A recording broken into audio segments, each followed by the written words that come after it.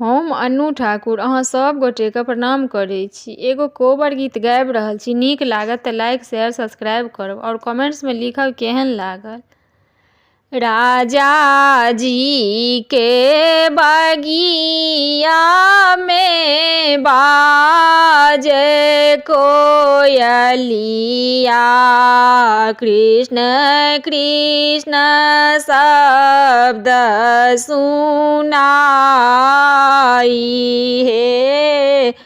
राजा जी के बगिया में बाजे कोयलिया, कृष्ण कृष्ण शब्द सुनाई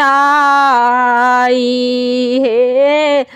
ताही बगिया घूम गेलन सुंदर दुल्हा, हाथ में शोभै रुमाल हे। ताही बगिया घूम गेलन सुंदर दुल्हा, हाथ में शोभै रुमाल हे।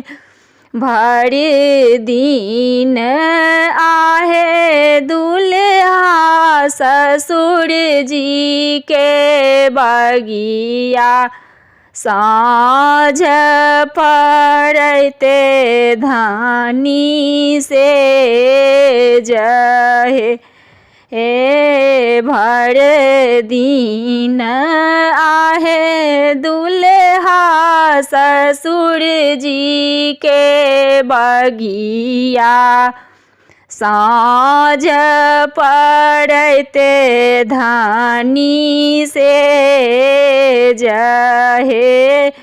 10 मास आहे बाबू ओद्र में राखल, 10 सोआ दूध पियल हे।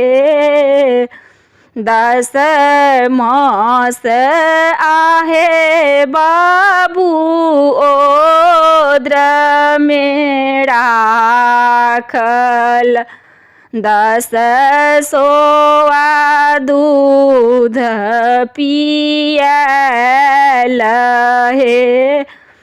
दूध बाके गुण बाबू कनियों ने राखल, तुरंत चिन्हल ससुरारी हे।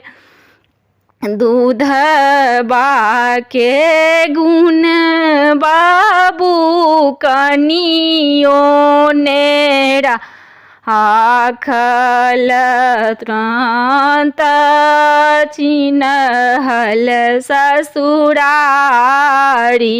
हे।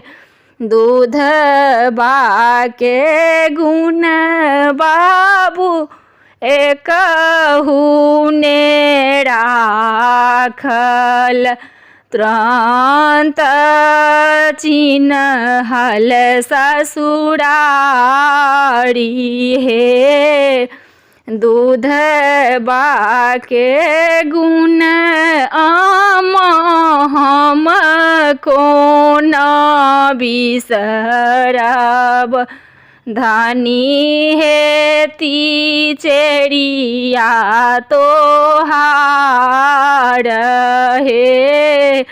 दूध बाके गुण आम हम को न बिसरब, धानी हेती चेरिया तोहार हे।